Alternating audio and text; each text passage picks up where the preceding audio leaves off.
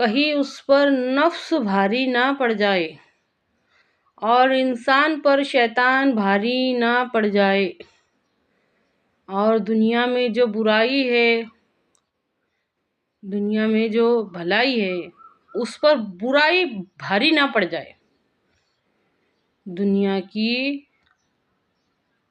بھلائی پر برائی بھاری نہ پڑ جائے، اس کے واسطے اسلام آیا ہے۔ غور کیجیے اس بات میں، ضمیر پر نفس بھاری نہ پڑ جائے، انسان پر شیطان بھاری نہ پڑ جائے اور بھلائی پر برائی بھاری نہ پڑ جائے، اس کے واسطے اسلام آیا ہے۔ اچھی طرح سے سمجھیے اس بات کو۔ اگر ہماری ایمان میں کمزوری ہے نا تو پھر اس سے ریلیٹڈ تمام باتوں میں کمزوری ہے۔ اگر اللہ پہ ہمارا ایمان کمزور ہے نا تو ہمارا ایمان آخرت پر بھی کمزور ہے، تو پھر ہمارا ایمان جنت اور جہنم پر بھی کمزور ہے، تو پھر ہمارا ایمان اعمال نامے پر بھی کمزور ہے کہ میرے اعمال نامے میں دن بھر میں کیا کیا درج ہوتا ہے۔ ہمارے دونوں طرف دو فرشتے رہتے، لیفٹ سائڈ رائٹ سائڈ، کیا لکھتے ہمارے اعمال ناموں میں کیا کیا درج ہوتا۔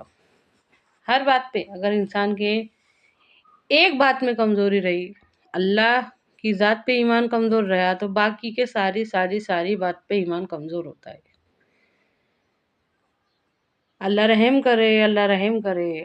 ہمارا حال یہ ہے کہ ہمارے ایمان اس قدر کمزور ہے کہ وہ دن آ جا رہا جب ہم دنیا سے چلے جاتے، لیکن ہم کو یہ نہیں سمجھ میں آتا کہ ایمان کا اسلام سے کیا تعلق ہے، ایمان کا اسلام سے کیا تعلق ہے، اسلام کا مسلمان سے کیا تعلق ہے، مسلمان کا اس بڑھتی ہوئی برائی سے کیا تعلق ہے۔ مطلب جو ذمہ داری اللہ رب العزت نے ہم کو دی، ہم اس کو کبھی بھی اپنا سمجھنا چاہتے ہی نہیں، وہ میرے واسطے ہیش نہیں، کیونکہ میرے سمجھ بھی نہیں آئی نا۔ اس بات سے ہم کو کوئی لینا دینا نہیں ہے کہ اللہ کا حکم کیا ہے، میرے سمجھ میں نہیں آئی تو بس ختم۔